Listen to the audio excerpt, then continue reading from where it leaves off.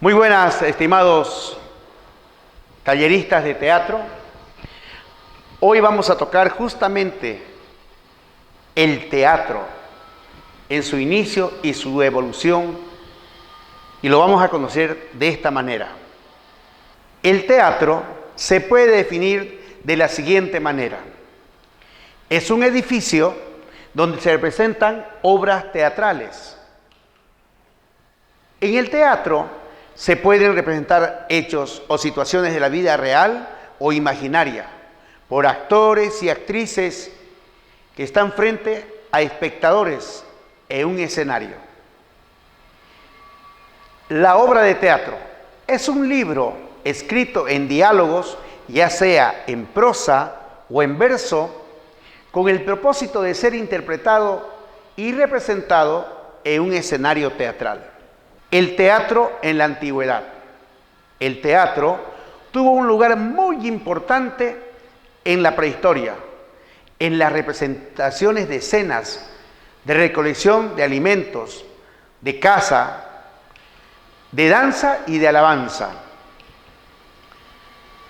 De igual manera, se iba reemplazando el lenguaje hablado para comunicarse a través de señas y movimientos, gestos y expresiones corporales que se manifestaban mediante la mímica, donde utilizaban pieles de animales y haciendo los movimientos similares a estos. Y todo se llegaba a realizar a través del lenguaje corporal y se dirigían a sus dioses y semejantes.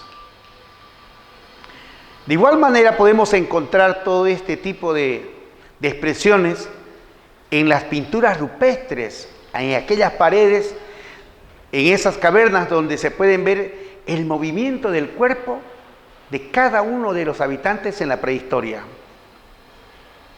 En sí, el cuerpo era la herramienta más importante para comunicarse. La evolución del teatro. En Grecia, los griegos fueron los primeros en organizar representaciones teatrales a partir del siglo VI antes de Cristo. Con ellos nace la tragedia, la comedia, al igual que los textos teatrales. Y sin olvidarnos, los primeros actores. Los actores llevaban un elemento muy particular. Era un elevado calzado llamado coturno, una especie de zapatos con grandes suelas para permitir que los espectadores más alejados pudieran apreciar con comodidad la representación. También podemos ver entre ellos las máscaras del teatro griego.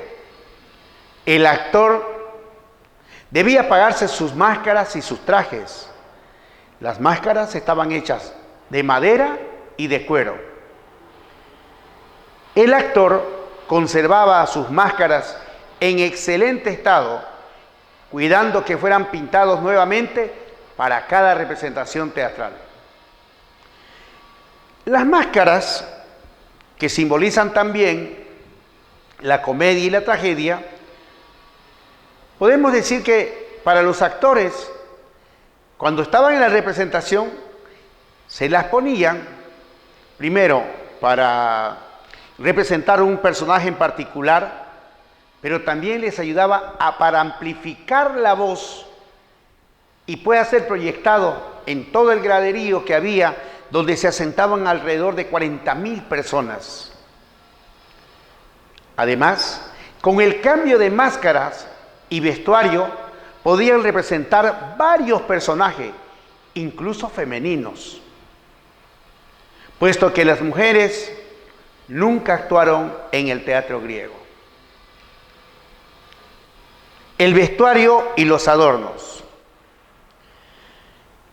Algo muy importante que tenían los griegos es que estaban diseñados los vestuarios permitiendo que los espectadores identificaran a los personajes en cuanto ingresaban a la escena. Una cosa muy importante que los actores eran personas muy respetadas por su trabajo artístico. Uno de los primeros actores conocidos fue Tespis, quien en una carroza recorría los pueblos representando sus obras teatrales. El público que asistía al teatro griego eran personas de todas las posiciones sociales y su concurrencia era masiva.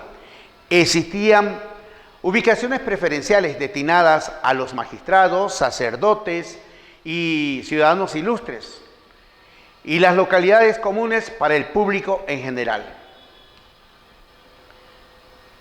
La localización de los escenarios.